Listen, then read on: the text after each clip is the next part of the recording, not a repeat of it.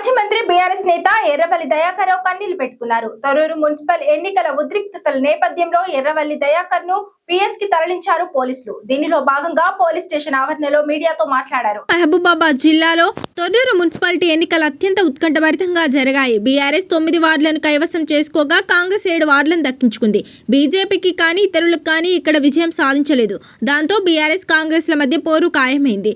ఈ తరుణంలోనే చివరి నిమిషంలో ఒక కౌన్సిలర్ కాంగ్రెస్ వైపు మొగ్గు చూపడంతో సమీకరణాలు మారాయి.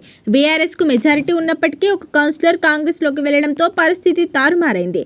ఈ క్రమంలోనే చైర్మన్ పీట చేజారిపోవడంతో ఎర్రబెల్లి దయాకర్రావు భావోద్వేగానికి లోనే కన్నీళ్లు పెట్టుకున్నారు. చైర్మన్ వైస్ చైర్మన్ ఎన్నికల సమయంలో బీఆర్ఎస్ కాంగ్రెస్ కౌన్సిలర్ల మధ్య ఘర్షణలు చోటు చేసుకున్నాయి. ప్రధానంగా తొర్రూరు మున్సిపాలిటీ వార్డు కౌన్సిలర్లతో ఎర్రబెల్లి దయాకర్రావును మున్సిపాలిటీకి అనుమతించలేదు పోలీసులు. ఎర్రబెల్లిని అనుమతించకపోవడంతో రోడ్డుపైన బైఠాయించి ఎర్రబెల్లి దయాకర్రావు ధర్నా చేశారు. ఆపై ఎర్రబెల్లి దయాకర్రావును అరెస్టు చేశారు. ఈ క్రమంలో లాఠీచార్జ్ వంటి ఉద్రిక్తతలు చోటు చేసుకున్నాయి. కార్యకర్తలు కూడా రాత్రింబాలు కష్టపడరండి. మా కార్యకర్తల కష్టం చూస్తే అయితే నాకు బాధ అనిపిస్తారు. ప్రజలైతే కార్యకర్తలు 2 రోజుల బట్టి భోజనం లేకుండా 10,000 మంది కార్యకర్తలు వచ్చి రాత్రింబాలు కష్టపడ్డారు నా కోసం.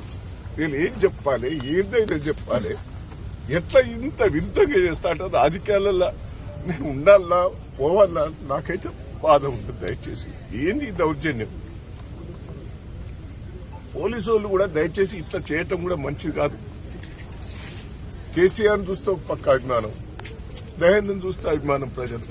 కానీ ఇంత అరాచకాలు చూస్తుంటే నాకైతే ఏమన్నా చెప్పండి. నా కార్యకర్తలకు ఏం జవాబు చెప్పుకోవాలి, కార్యకర్తలకు నేను ఏం జవాబు చెప్పాలి? పాపం తెగించి పనిచేసేది ఈ రోజు.